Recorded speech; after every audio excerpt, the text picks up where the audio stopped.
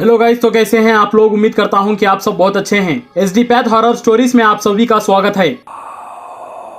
दोस्तों, अगर आप इस चैनल पर नए हो तो प्लीज सब्सक्राइब कर लीजिए और हमारी दूसरी हॉरर स्टोरीज को जरूर जाके देखें और सुने। आप लोगों को बहुत ही मजा आएगा। ये कहानी उमर की है, तो चलिए शुरू करते हैं आज की कहानी। हाय, मेरा नाम उमर है और मैं एमपी भोपाल के पास में ही गिरी गांव का रहने वाला हूँ। ये घटना उस समय की है जब 2009 में मैं अपनी पढ़ाई खत्म करके अपने घर वापस जा रहा था और मन ही मन में मैं बहुत ही खुश था कि बस अब तो पढ़ाई खत्म हो चुकी है और एक अच्छी खासी नौकरी देख के लाइफ में सेटल होना है। हमारी फैमिली पर कर्जा बहुत था। ये कर्जा मेरे पिताजी ने ले रखा था मेरी पढ़ाई के लिए और इस कर्जे की वजह से ही शायद मेरे पिताजी इस दुनिया में नहीं रहे। अब ये कर्जे की जिम्मेदारी मुझ पर थी, इसीलिए मैं एक हफ्ते के लिए घर में रहकर मेरी माँ से इजाजत लेके भोपाल शहर में चला गया नौकरी की तलाश में। मैंने बहुत सारी जगहों पर इंटरव्यू दे रखा था, ये सोचकर कि कहीं ना कहीं नौकरी मिल ही जाएगी। मेरे रूम का रेंट और मेरे खर्चों के लिए मैं पार्ट टाइम एक कंपनी में कार चलाने लगा। एक दिन कंपनी वालों ने मुझे एक क्लाइंट को 30 किलोमीटर की फासलों की दूर गांव में ड्रॉप करने के लिए काम सौंपा और वापस 10 o'clock को ही कंपनी को कार वापस करनी थी। किसी तरह मैं वो क्लाइंट को ड्रॉप करके वापस अकेला ही आ रहा था और उस समय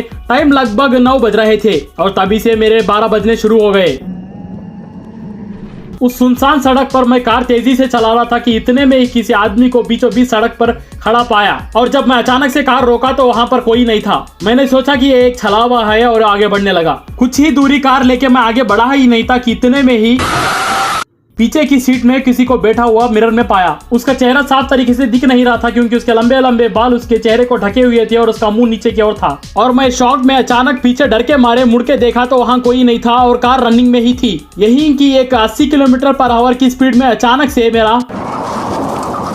मेरा साइड का डोर खुल जाता है और मैं कार को और अपने आप को किसी तरह संभाल कर कार साइड में रोक लिया। इस बार मैं बहुत डर चुका था और इस सुनसान सड़क से बाहर निकलना चाहता था। फिर कार स्टार्ट करके मैं आगे बढ़ ही रहा था मगर अचानक से एक जोर सी चीख सुनाई दी मुझको और कार के वाइपर की जगह एक कटा हुआ हाथ कार के ग्लास को जोरों से पीट रहा था कि मानो तोड़कर ही मानेगा। ये देख मेरे पसीने छूट गए और मेरे आंखों पर विश्वास ही नहीं हो रहा था। मैं समझ चुका था कि ये अदृश्य शक्ति जो भी है मेरी जान लेकर ही मानेगी और कार के ऊपर कोई भारी भरकम जानवर चढ़ गया है, ऐसी आवाज आ रही थी। इतना काफी नहीं था कि इस बीच कार का पीछे का डोर भी खुल जाता है